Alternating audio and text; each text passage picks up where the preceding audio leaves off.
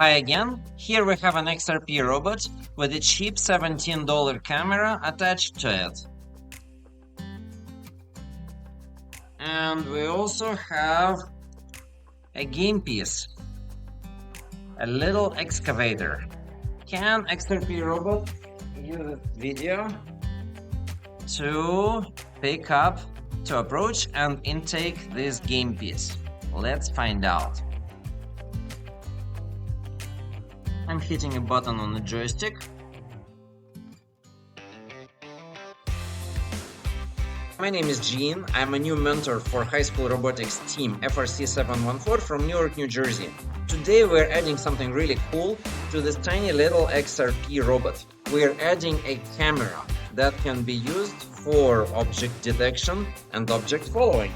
For example, the robot will be able to see April tags like this and to approach them, or to follow them, or to point to them. You can use this camera to find and chase to pick up game pieces, for example a pumpkin, or even chase people. Why not? Now there is an elephant in the room. Which camera can we actually use with XRP? The easiest is of course to take a Raspberry Pi camera. Look, we have a Raspberry Pi, we have a camera and a long cable. Compare this with the size of this little tiny XRP robot. Do we want to use this on top of this with glue and the cable dragging around or bundled together? I don't know. It will drain a lot of power pretty soon and maybe not necessary. Another option is let's use Raspberry Pi Zero and use a tiny MIPI camera with a MIPI cable. Okay, it is smaller, it's indeed smaller, but it still requires mounting and the software setup could be a little complicated. So what else can we do? Well, one of our students came up with a solution. The solution is this little tiny web camera called Xiao. It has an antenna for Wi-Fi, so the video stream comes over Wi-Fi. Pretty convenient, right? What you need to do is you can take the mount for the arm, for the XRP arm, and move it to the front of the robot, right next to the ultrasound sensor. Then super glue a USB-C cable to it and hot glue a power bank on the back of XRP, like so. Then all you have to do is you literally take this Wi-Fi camera, you plug it into the USB-C connector, and hey, the angle is perfect. It's exactly the kind of angle that we will need for most of the things that we'll need it for. Take the USB-C cable, plug it into the power bank, and the camera is blinking, which means the Wi-Fi is set up and it's ready to stream out the video. Before we start, I'm going to show you something.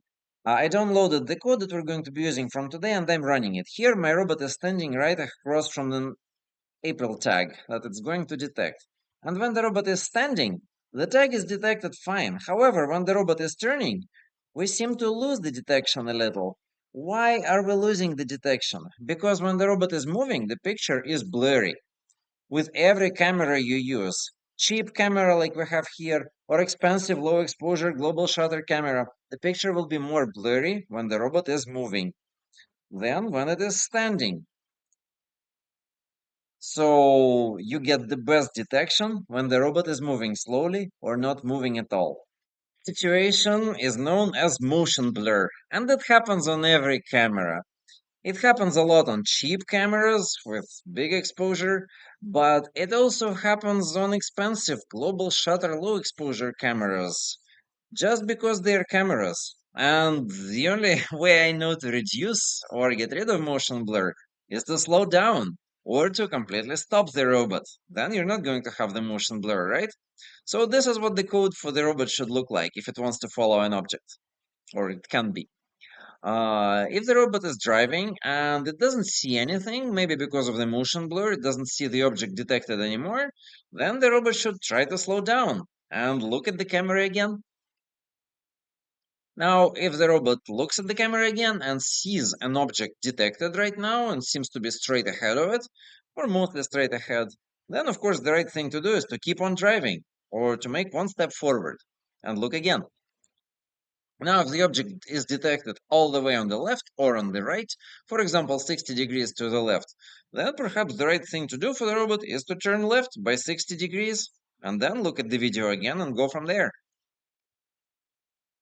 In other words, the code should be pretty simple. The robot should try to detect an object in the latest frame from the camera and ask itself, where is the object? If the object is on the side, for example, 60 degrees to the left, then start the command to turn 60 degrees to the left and run this command until it finishes. And then come back and look again, look at the video again. If the answer to where is the object is, hey, the object is mostly straight ahead, then of course you can start a command for the robot to go forward one more step, right? And then, after that's done, look at the video and try to detect an object on the latest frame.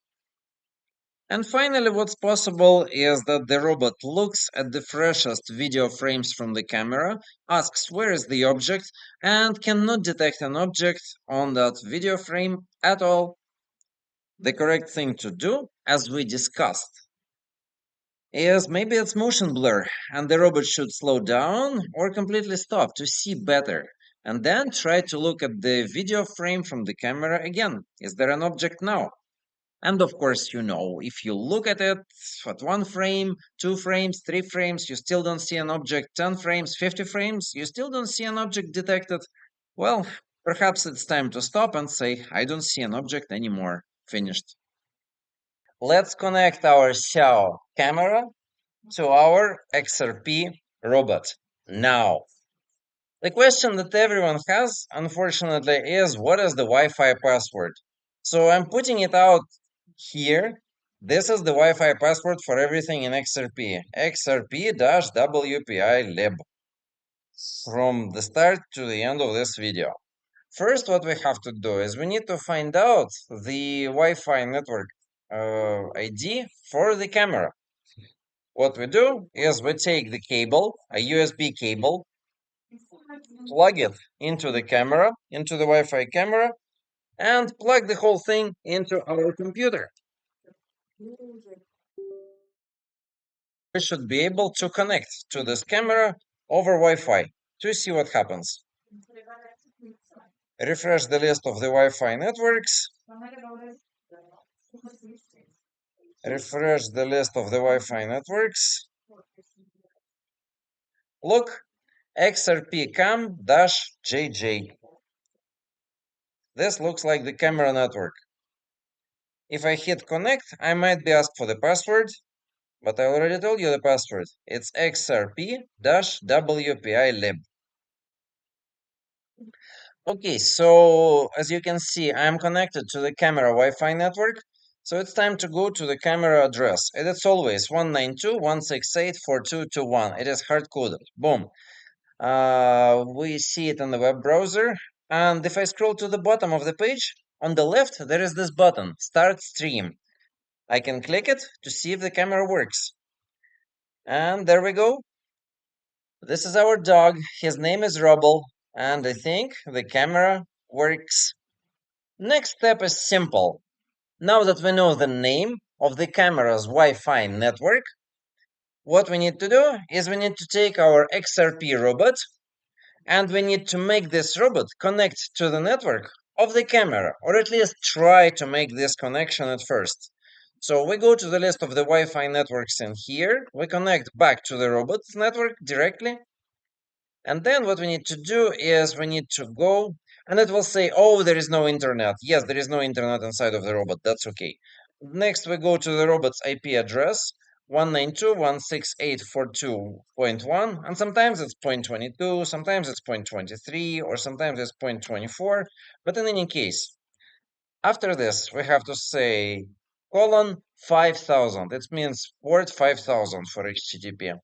And here we're going to see the configuration of this robot, the network configuration most importantly. In order to connect this robot to the Wi-Fi of the camera, we need to make changes in its network configuration. If you don't like it, you can always hit the reset button to reset, or you can hard reset it by uploading the firmware. So this is what we need to do. First, find this line in this configuration. It should say mode. Mode equals AP, access point. No, no, no, we do not want AP. We want STA, which means station. It will try to connect to the access point of the camera. Finally, we need to tell it, what is the access point of the camera? Oh, I remember the network name for the Wi-Fi of the camera. It was XRP cam-JJ in the camera that I was given. And the password is XRP-WPI lib. Like this, XRP-WPI lib. Now, very important is mode. Mode should not be AP. Mode should be STA. Only then XRP will try to connect to the Wi-Fi of the camera. Otherwise, it will not. So hit save. Okay, time to put it all together. We have a robot here. Let's turn it off. Now we have the camera. Let's connect the camera to the USB-C connector. In here, USB cable gets connected into the power bank to power the camera. The camera should start blinking. The camera is blinking. We can turn the robot on with a switch. The robot turns on and connects to the camera network. Time to download the code and run it. So let's open PyCharm, Community Edition. If you have something in your PyCharm already open, then close it to keep things simple. Close. And you should be able to see the button called Get from VCS, or another button will be Clone. So I'm gonna hit Get from VCS, or I'm gonna hit Clone, and I'm going to put the link to the code in question, so you get the copy of my code. Clone. The code is cloned, means downloaded, and what we can do is we can click the right corner of PyCharm and pick our version of Python. We say add new interpreter, we say add local interpreter, and here we can pick the version of Python that we want to use. Here I want to use Python 3.9, but you can use later version too, it should work. Hit OK. We're creating a new environment. New environment is created. What we can do is we can go to the requirements file in here. You can go to project view, you can find the requirements file, and all of them will be highlighted in yellow, which means these are the packages that we need for our code to run, but they're missing, they're not installed. You can hit this button, install all missing packages, and they will get installed. But if you don't see it or if it didn't quite work, you can always do this. You can always open the terminal window in here, terminal, and in the terminal window, you can punch pip install-r requirements.txt, and they will be installed also. Hit enter. And everything is installed successfully. And so far it looks like pretty much the same code as in the previous video. But maybe something has changed. Let's take a look inside of subsystems. We have an ARM, we have a drivetrain, but we now have another subsystem called CV camera. Okay, that's great. And if we look inside of commands, we have all the same commands as before, but we have one new command, follow object, presumably for object following. Let's see how it is used. Let's go to robotcontainer.py. Inside of the init method, which initializes and sets up the robot, we have a drivetrain, we have an arm, we have a stopwatch, but after all of this, we have another subsystem, self.camera. We are also creating a camera on that robot. When you create a camera, it's very important that you set the correct field of view. So the camera that I'm using is a very wide fisheye camera. with a horizontal field of view of 150 degrees. So I'm setting the horizontal field of view to 150 degrees. And I'm giving it the maximum of 10 frames per second. It's not a lot, but honestly, we don't need much. And that's important that we don't fall behind. So less is more. Finally, when the camera starts, we need to give it the URL of the video stream. And the URL of the video stream from this shower camera will always be the same if we take the same approach as was done by our student who's making a video about it. And finally, if we look at the button bindings, there is one new button binding inside of configure button bindings function. There is this command, follow object, which is using the camera and the drivetrain. And look, this command is bound to J0 joystick button B. So I have a joystick right here, an Xbox joystick, and the button B is here. It's this red button. And the way it is bound to this button is we're using a while true method. We're saying while true, run follow object command, which means this command will only be run while the button keeps being pressed. Once I release the button, the command is asked to stop. Let's see how this works. It is very important to start the robot in the correct sequential order. First, you power the camera and wait until it starts blinking. And only then you power the robot on. And after you do this, you have to put it on a stationary surface so that it calibrates the gyroscope before the green light starts to blink. So I actually have to put it on the floor, turn it off, and turn it back on. Okay, the robot is on the floor. I'm going to connect to its Wi-Fi. That's an important step.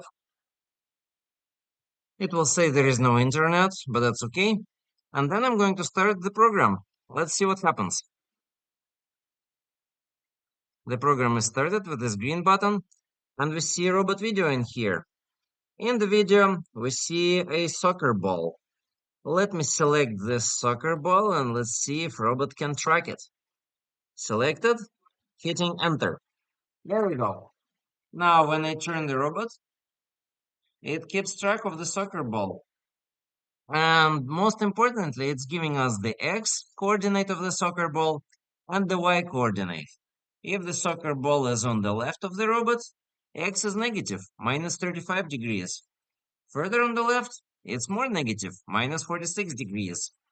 Now, if I turn the robot to the right, the X is positive. The X of the soccer ball is now positive, plus 25 degrees. So depending what the X is, the robot should be turning to the right or to the left if it wants to follow the soccer ball. Let's try this. After all, we have this B button on the joystick that we're supposed to be able to press. I'm going to make sure that the Xbox controller in my hands is joystick number 0. I'm going to switch the robot to teleoperated. And let's look at the video. I'm hitting the B button. Robot has turned towards the soccer ball. But why is it not driving to the soccer ball? Let's take a look at the code of robot container. Oh, in the follow object command that we have set up, the forward step is set to 0. So it's only going to be turning to the soccer ball, but never driving towards it. Let's set that forward step to 0.5 seconds. And let's stop that code and run it again. I'm going to turn the robot to the side of the soccer ball again, just so it's fair. I'm going to select the soccer ball on the screen again. Hit enter.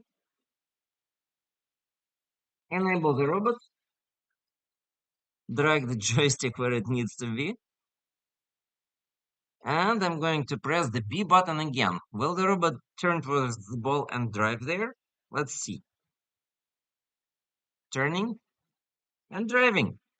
Perfect.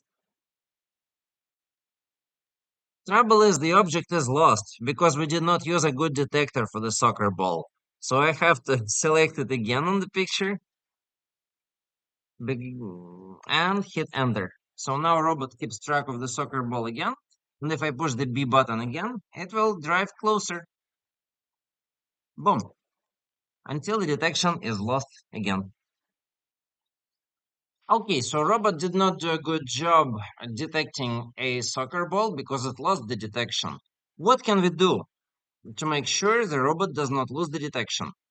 Here we have a robot sitting on the floor, and kind of behind it, but to the right, is an April tag. What we can do is we can take a look at how is the camera created inside of robot container.py. Can we give that camera a very good detector so that the camera never loses the detection? Here we say camera equals CV camera, but we're not giving it any detector. What we can do is we can change it. We can give it a really good detector for some class of objects, for example, for April tags. So I'm going to say detector equals April tag detector. And right above, I'm providing a really good April tag detector from Pupil April tags library. You can also use a face detector. You can use the YOLO common object detector for things like cell phone, sports ball, car, person. You can download all sorts of detectors from internet these days. A lot of them are free to use, and you don't even need to know how they work. They just work. Um, yeah, so let's see. Now that I'm giving it a really good detector for April tags, will it be able to run without losing the detection of April tag? Let's run it. Perfect. The robot is already seeing an April tag in its camera and it's detecting it at the x of plus 60 degrees to the right. Let's see what happens if I push the B button on the joystick. Will it be able to get to that April tag?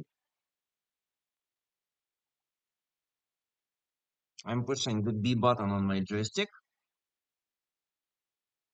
The robot is turning towards the tag and it's driving and it got exactly to the April tag. Perfect. It never lost the detection while it could still see it. Okay, just for fun, let's see what happens if I use a face detector instead. Face detector. Detector equals face detector in that camera constructor. And I'm going to run that code. Ah. There we go. I have the robot in my hands and it's detecting my face. Hmm. And it's able to mostly not lose track of it. As mentioned before, you can download detectors for all sorts of objects. These days, you can train detectors on your own pictures, so power to you. Okay, will it work with Limelight or will it work with Photon Vision or other real competition cameras? Let's take a look at the follow object command. And the function in there, find direction from camera. So if camera 0 is CV camera, then yes, that's the way. Let's see what does it say about Limelight. If you are using Limelight camera, you can use code from here. And we need to enable this line and disable that line. And it will work with Limelight. Or should. Great. What about Photon Vision? Photon Vision. Okay. Apparently, there might be a way to make it work with Photon Vision from this description. So, yes, it should. Try it. Now, I imagine some of you actually want to know how the object following code works here. So let's talk about it. Remember how we had this diagram for how to follow an object? If the robot is looking at the camera and asking where is the object, it will generate either a command to turn right left or a command to go forward, or maybe it will have to slow down and look again. Let's call this situation an orange state, depicted here by the orange rectangle. This state lasts very quickly, because all it takes is to take a look at 1 or 2 frames of the video. But if the object successfully made a decision to generate a command to turn right or left or go forward, it switches to another state. We can call it a red state, depicted by the red rectangle on this picture. In this state, robot will wait until the command finishes running, and after that command is finished, the robot will go back to the orange state in which it looks at the video again. We're going to go to the commands folder in here, and we're going to go to the follow object command, this one. Let's find the most important part of this command, the execute method. What does this command do when it runs? If we use our imagination a little, it also consists of two blocks of code. The red block of code, which says, hey, if we have a subcommand, for example, go forward or turn, then we keep running this subcommand. And the orange block of code, which says, hey, if we don't have a subcommand, then try to get the direction to the object from the camera. And if the direction is found, then make the subcommand. So what kind of subcommand is made when the robot found the direction? Well, apparently we look at how many degrees we are away from the correct direction to the target. If we're pretty close, then we create a command to drive forward.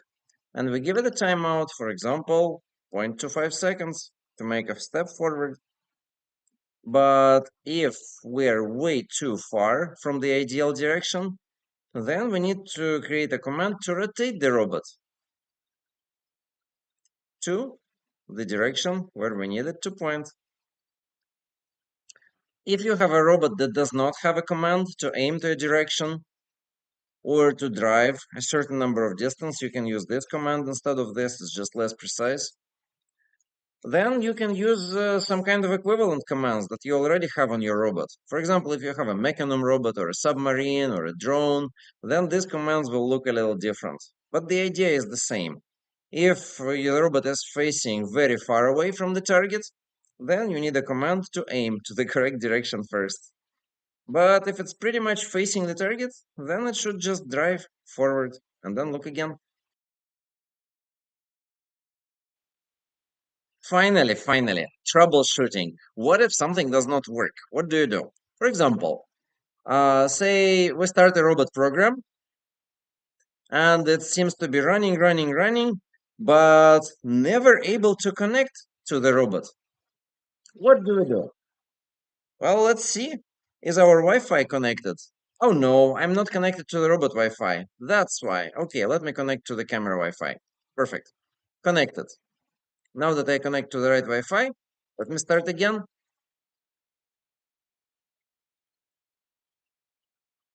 Okay, everything works. So imagine we are on the correct Wi-Fi network of the robot, or of the camera, I should say. We start the program, but it still cannot connect to the robot. Look. What can we do? Maybe it's just that the camera is on, but the robot is still off. I'm going, oh, look at this. The robot light is off. It's only the camera that's working. So I forgot to turn the robot on. I'm turning the robot on. The lights are red right now. And maybe we'll be able to connect to the robot right now. Stop the program again. Start it again. And hey, we are connected.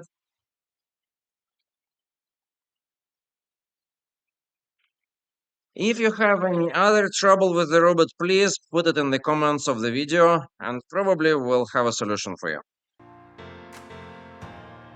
Alright, so today we have glued a Xiao ESP32 camera to our XRP robot. We connected it with the USB cable to a power bank, and we looked at some examples of code for how to use it to make this robot follow objects and detect objects on the video. There is a separate video listed in the description of this one about how to actually put this camera together and load firmware on it. That video is made by one of our students and he describes the process in detail. Thank you for watching and until next time.